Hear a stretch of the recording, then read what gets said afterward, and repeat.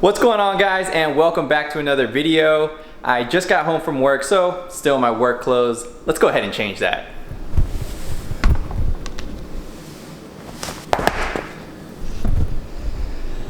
Alright, much better. So today's video, we're gonna be going and getting a new battery for my 2017 STI.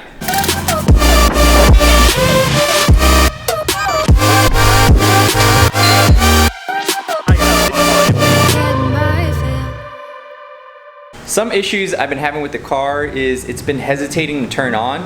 Also, I don't know if some of you guys have this issue, but when I would go into reverse, my reverse camera would kind of like flicker, it would like glitch, it would turn off and on, off and on. And I have some clips, some video clips of these things happening, and I'll put that right here.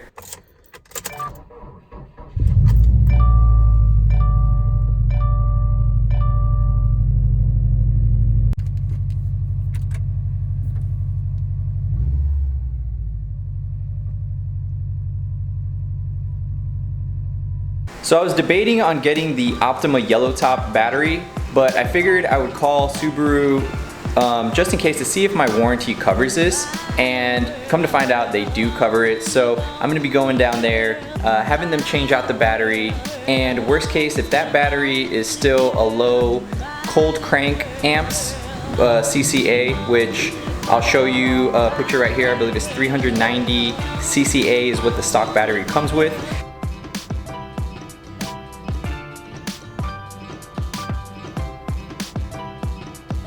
If they replace it with another one of those, I think it's too low. I'm gonna be getting a yellow top and just selling the stock one that they give me. But if they do give me something higher, I'll just stick with it until it kind of dies, and then I'll end up getting most likely an Optima yellow top down the road. So let's go see what they do at the dealership. 6.5 hours later. All right, guys, so I just got back home. I would say the ride home, the car definitely felt different just by changing out the battery. From what I read and what I was told is that the ECU has to relearn the map. So I don't have to reinstall the tune on my car, but the car just has to relearn the tune. And when I went in my Accessport, it does show that I'm still running the stage 1 tune from Cobb. So the tune didn't change, the ECU is just still trying to relearn it. So other than the tune just having to relearn itself, I did notice that my launch control feature and your flat foot shifting, all that stuff, you are gonna have to reset. I made the mistake of testing out my launch, and yeah, it went way past where I had it set, and it scared me. So make sure to update that, change that. I'm gonna do that right now, and if you guys need a refresher, here, I'll show you. So you go to tune, we are going to do some adjustments, and here you would change your flat foot shifting or your launch control. Oh, sorry. Let's see, mine is now set to 5500. Now another thing I noticed is this back window is slower than the other one. I thought maybe the battery was gonna fix it, but it didn't. It's still, I mean, it's not bad, but it's noticeably slower than this one right here.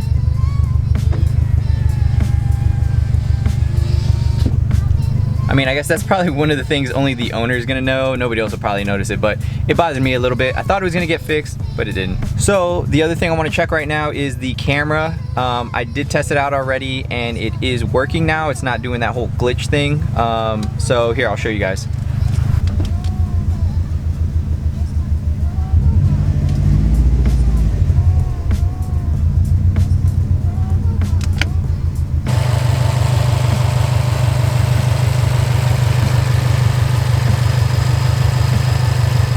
So here's the new battery that they put in.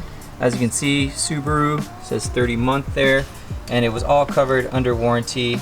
You see this one, it's actually 550 cold cranking amps. In case I said that wrong earlier, that's what it has now, and it does start up right away now. I'll do another video on that, actually right now. All right, so let's hear the difference now of it starting up. The way it's supposed to be, nice and smooth. What am I at? 26,000.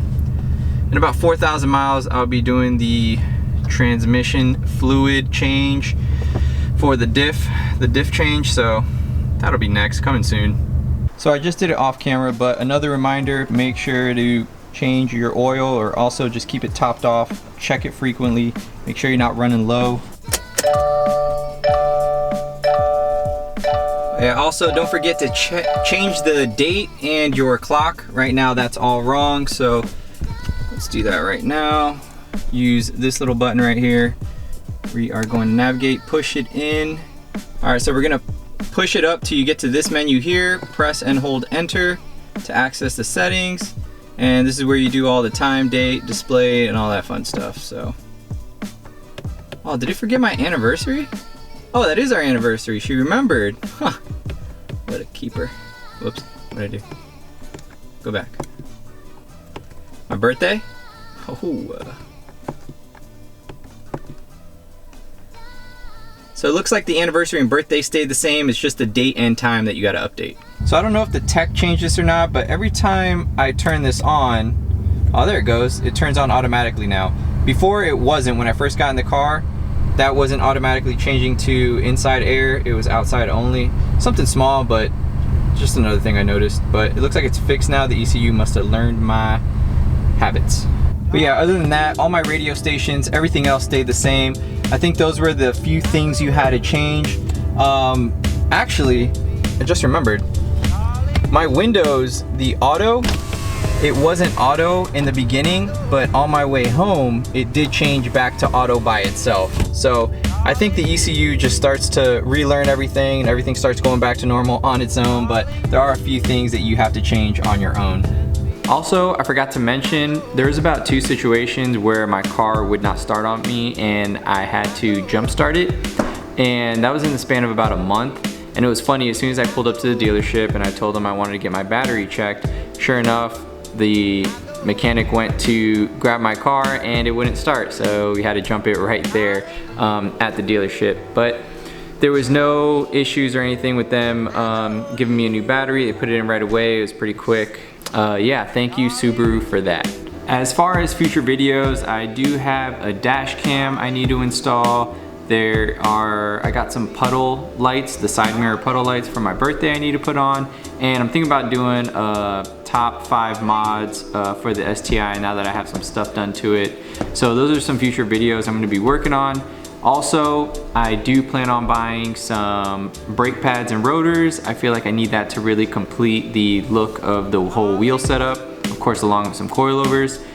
And I've been researching stage 2. So I currently have stage 1, which is just your intake and access port from Cobb. And stage 2 would just be adding a downpipe, exhaust, and a turbo heat shield. So I already have the exhaust, I just need a downpipe and a heat shield. And there are some maps on the Cobb Accessport that I can use, but from what I hear, it's always better to get a Pro Tune.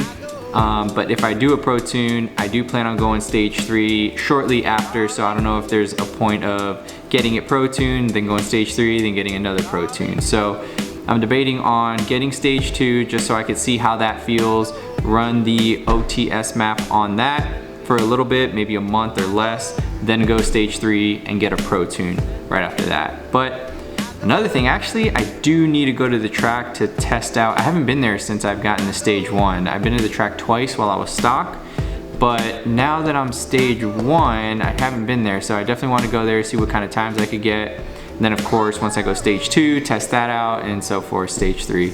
But yeah, there's a lot going on, a lot to come. If you haven't already, make sure to hit that subscribe button.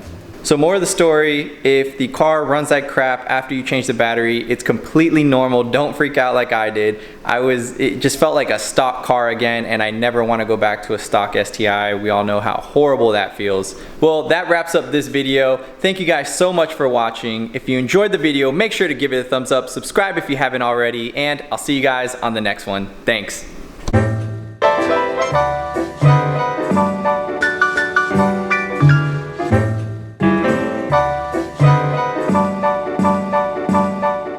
Let's go ahead and change that.